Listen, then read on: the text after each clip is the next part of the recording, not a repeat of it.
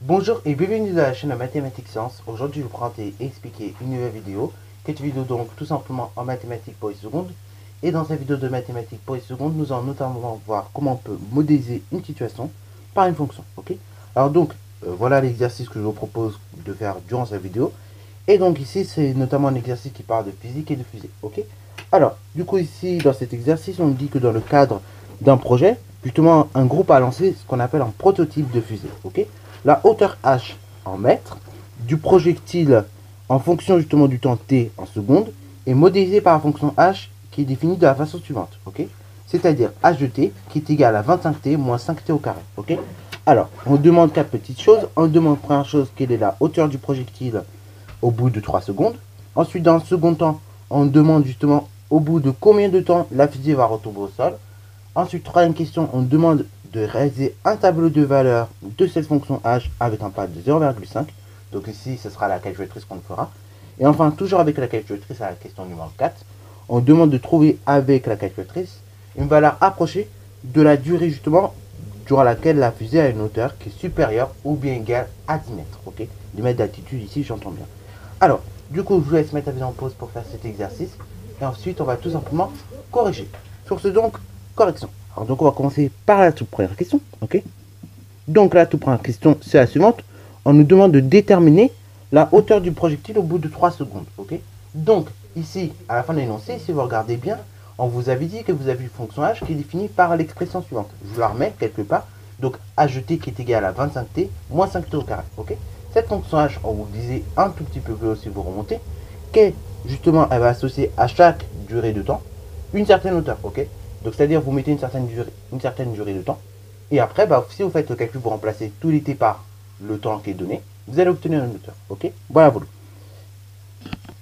Donc là, ici, on a notre temps.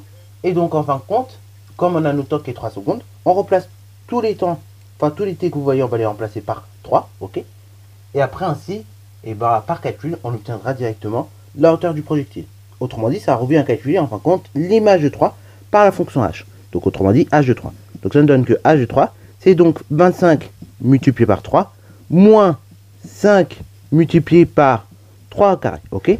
Autrement dit, donc, h de 3, c'est égal à la chose suivante. 25 fois 3, 75, moins 5 fois 3 au carré. Attention, il y en a beaucoup qui sont capables de faire cette erreur. Là, c'est le carré qui est prioritaire. C'est 3 au carré qui est prioritaire. Donc, on fait 3 au carré. Ça fait 9. Et ceci, je multiplie par 5. Et vous ne faites pas l'inverse, s'il vous plaît. Vous ne faites pas 5 fois 3 au carré. Ok. 5 fois 3, ça ferait 15. Et après, si on le met au carré, ça ferait directement 225. Ce qui est bien trop élevé. Ok. Alors, du coup, ça donne que h de 3, c'est 75 moins 5 fois 9. Autrement dit, donc, h de 3, c'est directement 75 moins 45. h de 3, c'est donc égal tout simplement à 30. Ok. Ainsi, ça veut dire quoi? Ça veut dire donc que la hauteur de la fusée au bout de 3 secondes est de 30 mètres. Alors, du coup, question numéro 2, on nous demande de déterminer au bout de combien de temps la fusée va retomber au sol. Ok. Donc là, c'est un petit peu le travail inverse qu'on vous demande. C'est-à-dire, en gros, il faut trouver la durée. Ok. Et on connaît déjà la hauteur. Oui, sans savoir, quand on vous dit que la fusée retombe au sol, bah, logiquement, c'est qu'elle a une hauteur qui est égale à 0 mètre. Ok. Voilà, voilà. Donc en fait, on recherche le temps, ou bien les temps, mais en général, ce sera plus. Mais là, comme c'est formulé, c'est le temps plus précisément. On recherche le temps pour lequel la fusée va se trouver à 0 mètre. Ok. Autrement dit, donc on va rechercher l'antécédent de 0 par la fonction h. Rechercher l'antécédent de 0 par la fonction h, c'est tout simplement résoudre l'équation suivante. C'est donc résoudre l'équation h de t égale 0. h de t égale 0, cette équation est donc équivalente à 25t moins 5t au carré qui est égal à 0. Ok. 25t moins 5t qui est égal à 0, c'est une équation qu'on sait déjà résoudre. Ok. On l'a déjà vu dans le chapitre précédent sur les équations et les inéquations. Donc, normalement, là, vous ne devrez pas être trop coincé. Ok. Là, on voit 25t, on voit moins 5t au carré. Le facteur commun, c'est t, directement. Ainsi, donc, on va factoriser ici par t. Et donc, on va obtenir t facteur de 25 moins 5t, ok, qui est égal à 0. Alors, vous refaites le test après, vous redéveloppez.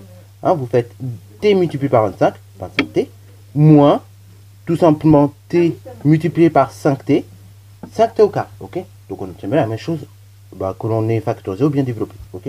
Voilà, voilà. Donc, j'obtiens t facteur de 25 moins 5t qui est égal à 0. Là, vous reconnaissez bien évidemment une équation produit nul, ok?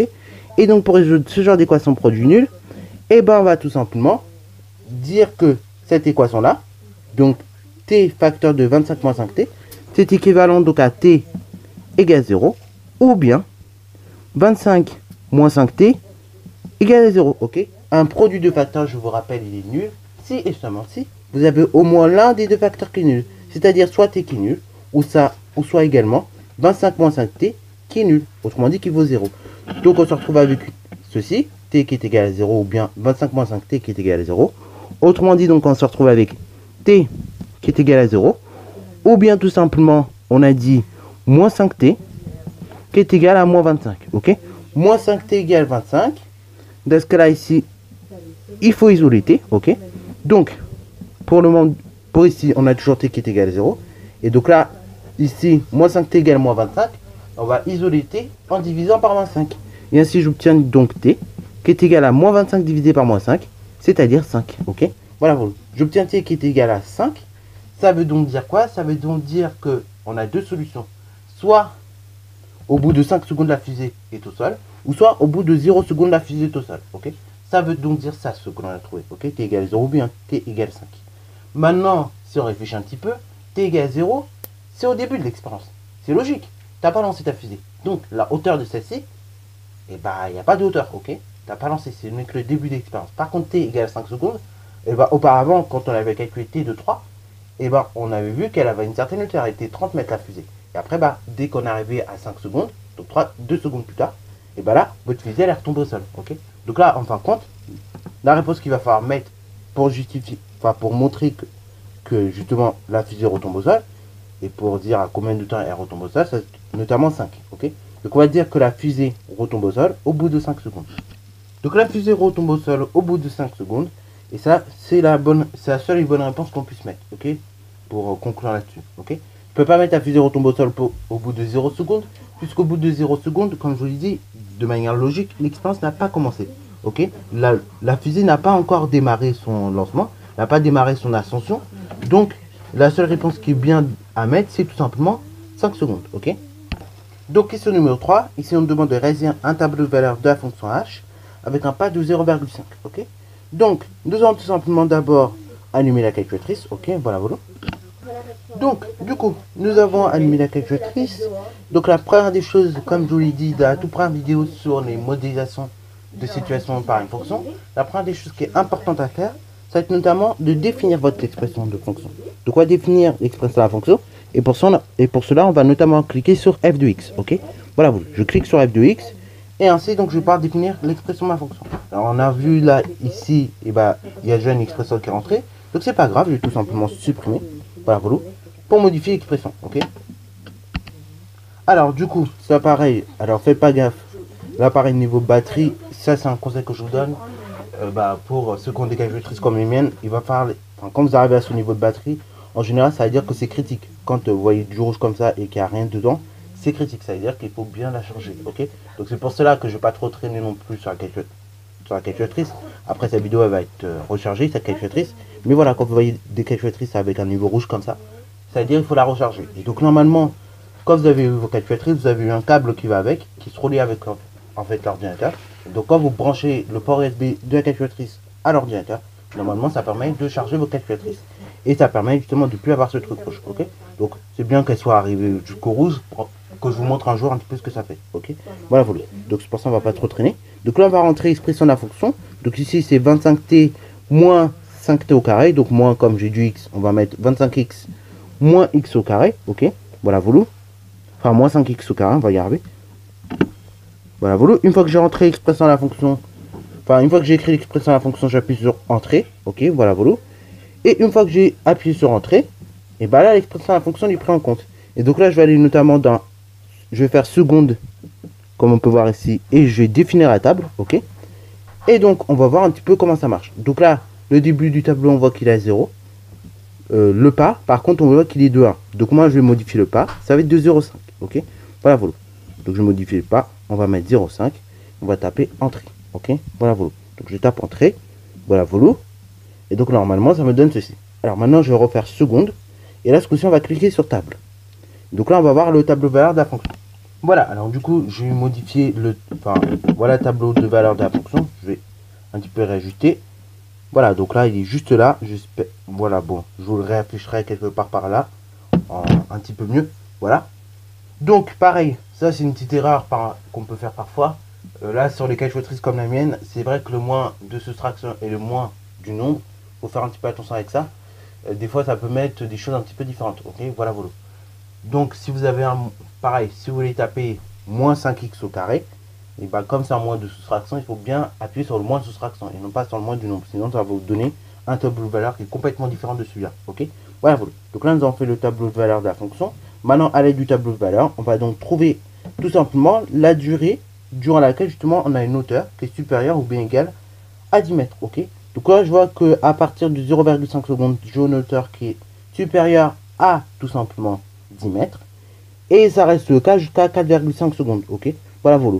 C'est-à-dire qu'on a du 11,25, 20, 26, 25, après 30, 31, 25, après ça redescend à 30, après ça redescend à 26, 25, 20 et 11, 25. Ok, voilà, voilà. Donc en fait, c'est de 0,5 secondes jusqu'à 4,5 secondes qu'on a une durée qui est bien supérieure à nos 10 mètres, voire égale à 10 mètres. Ok, voilà, c'est pas vraiment égal, c'est surtout supérieur à 10 mètres. Donc là, on va estimer la durée approximative du temps où justement on a notre fusée qui est supérieure à 10 mètres. On va l'estimer à 4 secondes. Ok, donc très simple pour déterminer cette durée. Donc ça permettra de répondre à la question 4. Donc pour déterminer cette durée, je vais donc tout simplement prendre les 4,5 secondes. Je vais retrancher 0,5 secondes et je vais donc obtenir 4 secondes. Ok, et c'est donc durant 4 secondes que la hauteur de la fusée sera supérieure à 10 mètres. Voilà, voilà, sur ce, c'est la fin de cette vidéo. J'espère qu'elle t'a plu. Donc dans la prochaine vidéo, on verra un exercice justement où cette fois-ci, on réalise un tableau de valeur et une courbe. Ok, voilà, voilà. Là, c'était surtout pour revoir un petit peu comment vous faisait tableau de valeur et manipuler un petit peu les fonctions de façon générale. Mais là, dans la prochaine vidéo, je vous montrerai comment on fait une courbe également en exercice, dans le cas pratique. Ok, voilà, voilà. Donc sur ce, c'est la fin de cette vidéo. J'espère qu'elle t'a plu. Si c'est le cas, n'hésite pas à la liker, commenter et bonne reste à toi en mathématiques et en sciences.